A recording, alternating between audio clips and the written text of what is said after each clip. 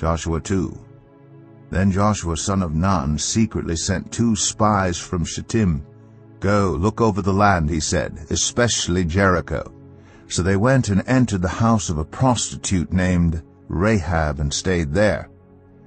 The king of Jericho was told, "Look, some of the Israelites have come here tonight to spy out the land."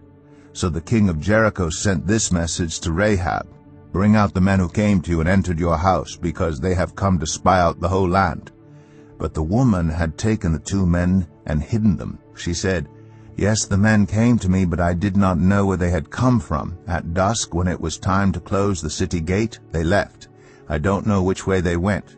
Go after them quickly, you may catch up with them." But she had taken them up to the roof and hidden them under the stalks of flax she had laid out on the roof. So the men set out in pursuit of the spies on the road that leads to the fords of the Jordan. And as soon as the pursuers had gone out, the gate was shut. Before the spies lay down for the night, she went up on the roof and said to them, "I know that the Lord has given you this land, and that a great fear of you has fallen on us, so that all who live in this country are melting in fear because of you.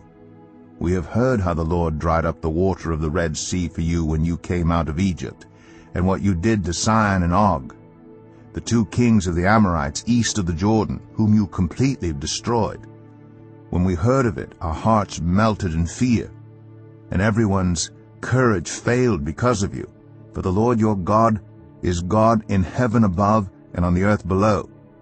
Now then, please swear to me by the Lord that you will show kindness to my family, because I have shown kindness to you. Give me a sure sign that you will spare the lives of my father and mother, my brothers and sisters, and all who belong to them, and that you will save us from death."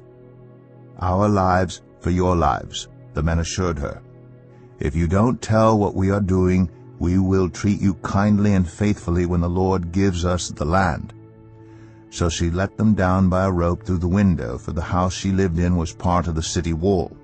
She said to them, "Go to the hills, so the pursuers will not find you. Hide yourselves there 3 days until they return, and then go on your way."